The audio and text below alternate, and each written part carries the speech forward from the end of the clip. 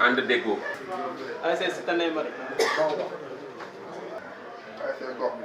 waaw jërëjëf DTS ñu ngi leen di ziar di leen gërëm encore une fois di leen sant waaw comme ni nga ko constaté on vient d'effectuer le tirage pour le démarrage du CNP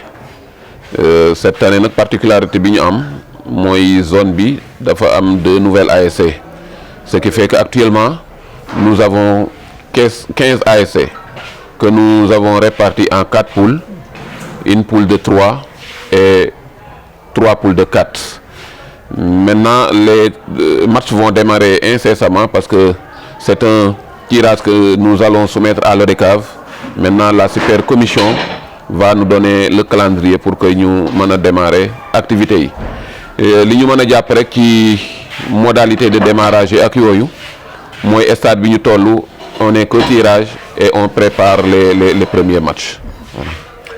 Alors donc pourquoi poule de 4? Wow, cette année particulièrement avec la Coupe du Monde, nous voulons vraiment des tournois sur une durée courte. C'est pourquoi nous avons fait 4 poules et dans chaque poule il y a 4 équipes et dans l'une des poules 3. Ce qui fait que les ASC auront moins de matchs à jouer et moins de dépenses aussi. Parce que les ASC de la zone 15, malheureusement, c'est des ASC qui ne s'appuient que sur les subventions.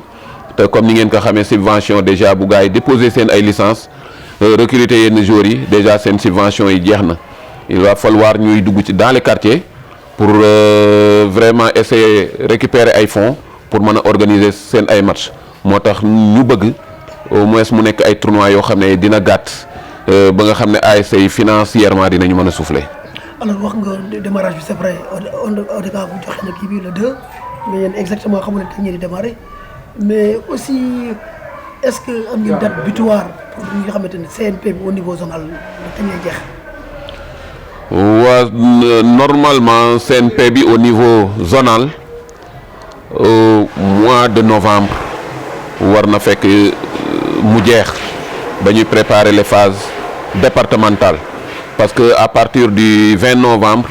il y a la Coupe du Monde qui démarre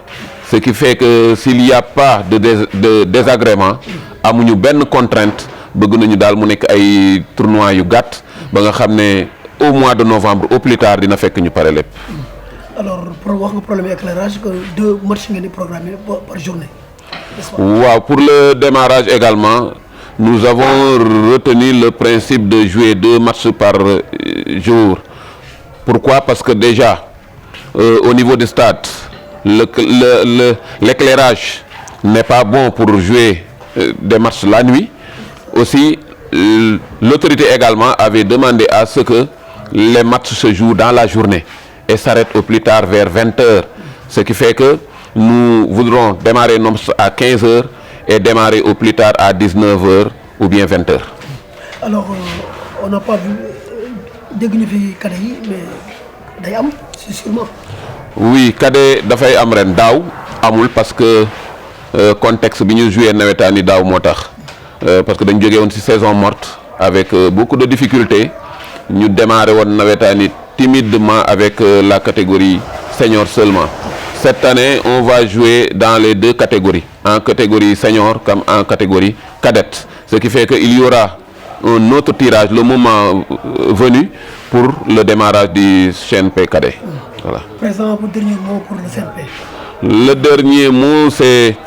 de lancer un appel à l'endroit des supporters des ASC, de lancer également un appel aux autorités pour que ñu jàppale ñu ci nawetaan yi ba ñu jouer vraiment des nawetaan paisibles ñuy jouer ay nawetaan yu bëri fair play nawetaan yoo xam ne yi dina dàq nawetaan yi ñu passé mu nekk nawetaan yoo xam ne dinañu ko commencer ci bismillahi rahmani rahim jouer ko ba final mu bañ a am benn incident. waaw maa ngi ñëpp di ziar ñëpp di wax ne nawetaan su dara il faut que ñu xam ne fo la sport fo la te pour commencer il faut que tamit ñu xam ne 15 équipes la ñuy démarrer wala 12 équipes wala 16 équipes mais ba fu muy mujj kenn rek kay jël coupe bi kon il faut que ñu xam ne dem ci sportivité yi foo kafre ba ñu egg final lu ma doon sensibiliser ñu mooy il faut que suñu eggee seeni gox ñu fay xamale ne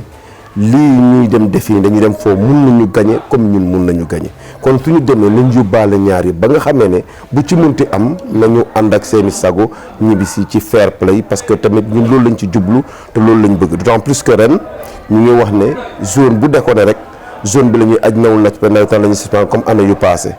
moo tax ma sollicité di ñaax sama collègue yi suñu demee ci base bi ñu wax ak population bi wax ak lan ci ñu ngi dem ut ndam suñu amul ndam yàlla joxuñu ndam nañ ñibbisi mu bañ a am xuloo bañ a am xeex parce que tamit sport rek la te sport tamit ñun loolu lañ ci soxla di njëkkee sax ci ñoom délégué parce que di nga sam délégué yi ci biir match yi ñoom ñuy am comportement wu supporter ba nga xamee ne